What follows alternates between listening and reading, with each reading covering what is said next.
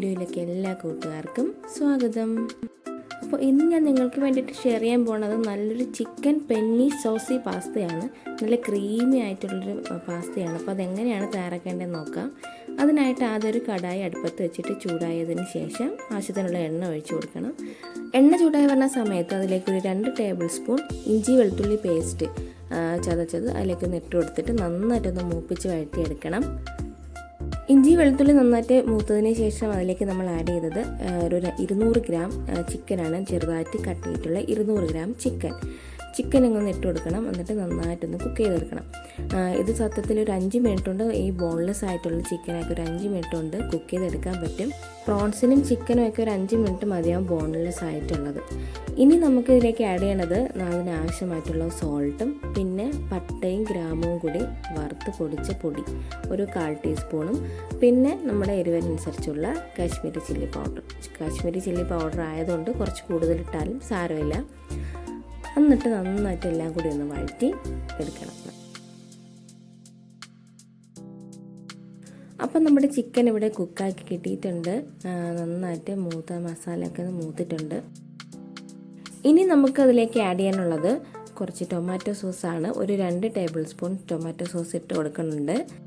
അതിനോടൊപ്പം തന്നെ ഒരു 1/2 ടീസ്പൂൺ സോയ സോസ് കൂടെ ഒഴിച്ച് കൊടുക്കണം. പിന്നെ നമ്മുടെ ടൊമാറ്റോ പ്യൂരിയുടെ റെസിപ്പി ഞാൻ കഴിഞ്ഞ വീഡിയോയിൽ ഇട്ടിട്ടുണ്ട്. അപ്പം അതിൻ്റെ ലിങ്ക് ഞാൻ ഡിസ്ക്രിപ്ഷനിൽ കൊടുത്തേക്കാം. അപ്പോൾ ആ പ്യൂരിയും കൂടെ ഒഴിച്ചിട്ട് നന്നായിട്ട് അതൊന്ന് തിളപ്പിച്ച് കുക്ക് ചെയ്തിട്ട് എടുക്കണം.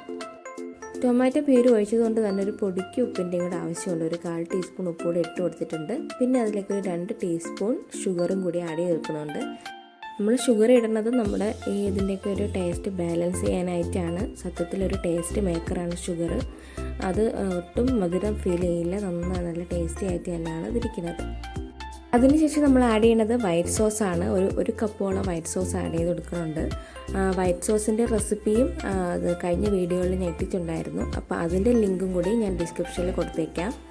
അപ്പോൾ അതും കൂടി ഒന്ന് ഇട്ട് കൊടുത്തിട്ട് നന്നായിട്ടൊന്ന് മിക്സ് ചെയ്തിട്ട് കുറച്ച് തിക്കാക്കി എടുക്കാനുണ്ട്.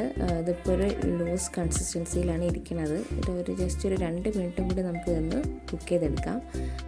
അതിനുശേഷം നമ്മൾ കുക്ക് ചെയ്തിട്ടുള്ള പെന്നി പാസ്തയും കൂടി ഇതിലേക്ക് ഇട്ട് കൊടുക്കണം.